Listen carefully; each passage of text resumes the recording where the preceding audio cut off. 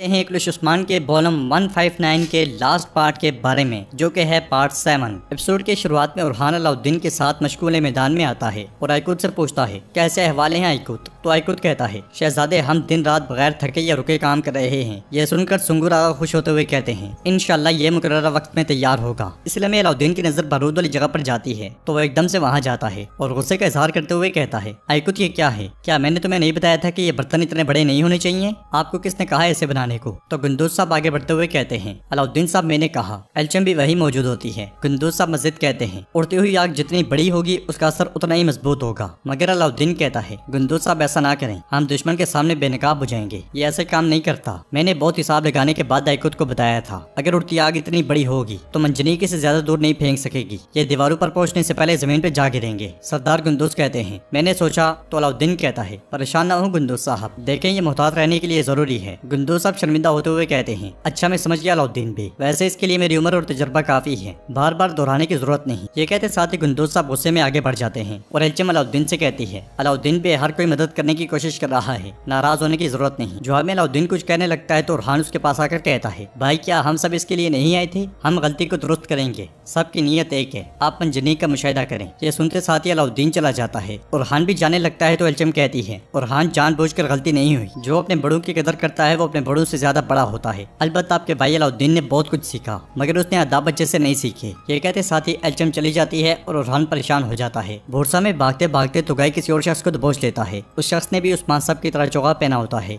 तो गाय उससे पूछता है कहाँ भाग रहे हो? तुम्हारे पास भागने के लिए कोई रास्ता नहीं बचा। तो वो शख्स कहता है मैं आपको नहीं जानता, मैं तो एक भिखारी हूँ। तो गाय उससे पूछता है ये चोगा कहाँ से मिला? भिखारी कहता है एक आदमी ने मुझे सोने का सिक्का और ये चोगा दिया, उस आदमी ने मुझे भागने को कहा। तो गाय उससे पूछता है वो आदमी कैसा दिखता था? जवाबन भिखारी कहता है मुझे उसने सोने का सिक्का दिया और चोगा दिया, फरिश्ते जैसा था। यह सुनते साथ ही तो गाय गुस्से में उसे छोड़ देता है और खुद आगे बढ़ता है। मशकू वाले मैदान में गुंदूज साहब एल्चम से कहते हैं मुझे उसने तमाम जंगजुओं के सामने हकीर समझा, अब सिपाही मेरे फैसलों पर शक करेंगे। तो एल्चम कहती है अलाउद्दीन कौन होता है कि वो शक करेंगे बाबा? वो इस लापरवाही की कीमत चुकाएगा। यह सुनकर सरदार गुंदूज कहता है गरूर इंसान को अंदर से तबाह कर देता है, उसकी बेगुनाही जाहिर हुई और अब वो डींगे मार रहा है, लेकिन मैं जानता हूँ कि मैं उसके साथ क्या करने जा रहा हूँ। ये कहते साथ ही गुंदूज साहब आगे बढ़ जाते हैं। उनके जाते साथ ही उरहान एल्चम के पास आता है और उससे पूछता है एल्चम खातून गुंदूज साहब कैसे हैं? जवाबन एल्चम कहती है उरहान साहब जो कुछ हुआ उससे बाबत दुखी हैं, लेकिन अहम चीज जो मुझे उदास करती है वो आपका रवैया है। अलाउद्दीन ने मेरे बाप को तुम्हारी आंखों के सामने जलील कर दिया, आप खामोश क्यों रहे? तो उरहान कहता है क्या गलती को दुरुस्त कहा जा सकता है एल्चम खातून? मेरा भाई मंजनी के बारे में दुरुस्त है। एल्चम खातून कहती है अगर वो सही भी था तो सबके सामने खामोश रहता। ये कहते साथ ही एल्चम खातून चली जाती है। नाज़रीन इसके बाद हम रात के वक्त देखते हैं उस्मान साहब काई कबीले में दाखिल होते हैं। कबीले के लोग पुरजोश अंदाज में उन्हें खुशामदीद कहते हैं। उस्मान साहब के सब घर वाले सरदारी खेमे के सामने जमा होते हैं। वाला खातून उस्मान साहब को खुशामदीद कहते हुए कहती है मैं वो सुनने के लिए बहुत बेताब हूँ जो आप हमें बताएंगे, लेकिन उससे पहले मेरे पास आपके लिए एक अच्छी खबर है। शहजादे अहमद का कातिल मिल गया है, अलाउद्दीन और गोंचा आजाद हैं। तो उस्मान साहब कहते हैं यकीनन मैं जानता था, लेकिन काफिर जिस मामले में शामिल हूँ मुझे उसकी सच्चाई हमेशा शक में डालती है। मगर ये मसला अब हमारा नहीं है, हमारा मसला बड़ा और मुश्किल है। बोरसा में फितना और शैतानी अमाल बढ़ रहे हैं। इब्राहिम साहब ने बोरसा के कमांडर और मेगाजा के गवर्नर के साथ इत्तेहाद किया। ये कोई बुरी चीज नहीं है जो रोशनी को अंधेरे में गर्क कर दे, बल्कि ये एक ऐसा मसला है जो हमारे खात्मे के लिए अंजाम दिया गया है। गुंदूज साहब कहते हैं हमारी तैयारियां मुकम्मल नहीं है, लेकिन हम जंग और मौत के लिए तैयार हैं उस्मान साहब। जवाबन उस्मान साहब कहते हैं हमारे पास अब वक्त नहीं है, हम आगे बढ़ेंगे और मेगाजा का मुआवजा करेंगे। इससे पहले कि ये इत्तेहाद हमारी तरफ बढ़े हमें आगे बढ़ना होगा। फिर घोड़े से उतरते हुए कहते हैं जंग की मजलिस मुनक्किद की जाएगी, हम जितनी जल्दी हो सके हरकत करेंगे। अगली सुबह सरदार याकूब इब्राहिम बे के साथ आगे बढ़ते हुए कहता है कराची हिसार बाजार से निकलने वाले ताजिर और रिहायशी जोक दर जोक बाजार में आ गए हैं। अब जब हमने बोरसा और मेगाजा के साथ ताउन कर लिया है बाजार को मजीद तकवीत मिलेगी। तो इब्राहिम बे कहते हैं इस मुआहदे के जरिए मुझे अपने बेटे के कातिल का पता चला। इस मुआहदे के बाद उस्मान की अलमारी में सोने का एक थैला भी नहीं बचेगा। तो सरदार याकूब कहता है उस्मान आखिरकार फना हो जाएगा, एजनिक और बोरसा हमारे होंगे, लेकिन हम पहले मेगाजा का दिफा करेंगे। मेहमत और रोजाई मेगाजा की हिफाजत करेंगे। इसलिए में क्योमास भागता भागता आता है और कहता है उस्मान साहब अपने सिपाहियों के साथ मेगाजा की तरफ जा रहे हैं। यह सुनकर सरदार याकूब कहता है घोड़े तैयार करो, हम अभी निकलेंगे। उस्मान की साख बर्बाद करने का वक्त आ गया है। इब्राहिम बे कहते हैं या तो वो सुकून से रहेगा या मट्टी खून से तर होगी। मलका उनके पीछे आते हुए कहती है जनाब आप कहाँ जा रहे हैं? तो इब्राहिम बे कहते हैं किसी को घुटने टेकवाने और किसी का सर झुकाने। वो सब एकदम से घोड़ों पर सवार होकर निकल पड़ते हैं। नाज़रीन इसके बाद हम मेगाजा किले को देखते हैं। उस्मान साहब पूरी तैयारी के साथ मेगाजा की जानिब बढ़ रहे होते हैं। सामने से गवर्नर माथियोस सिपाहियों के साथ वहाँ आता है। उस्मान साहब उससे कहते हैं गवर्नर अगर हार मान लो तो मैं तुम्हें और तुम्हारे सिपाहियों को करीबी किले में जाने की इजाजत दूंगा।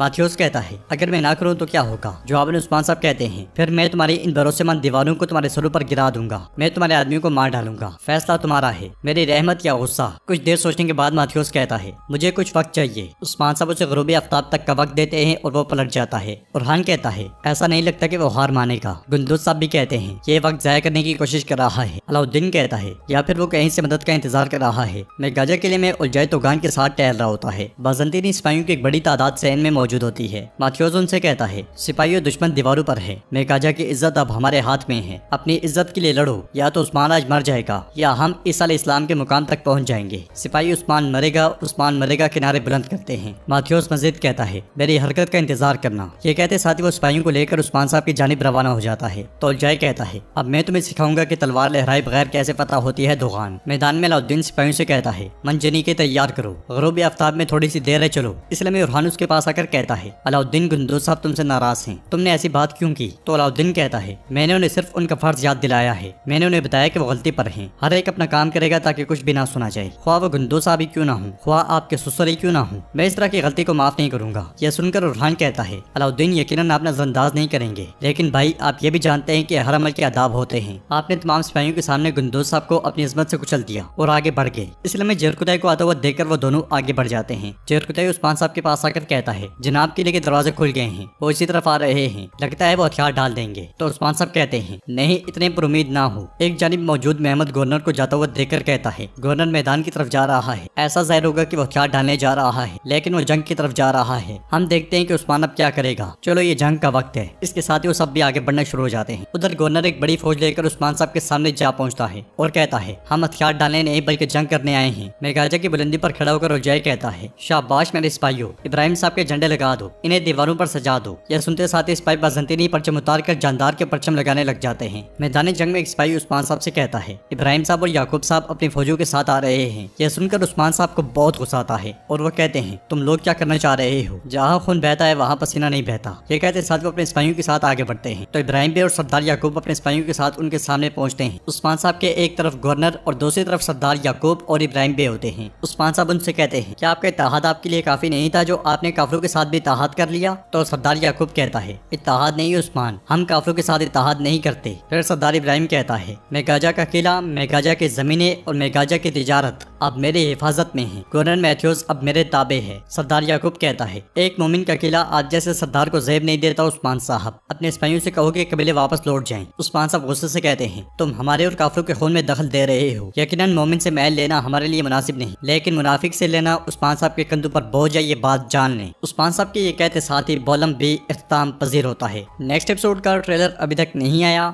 अगर आया होता तो हम यहाँ पे उसे भी एक्सप्लेन कर देते।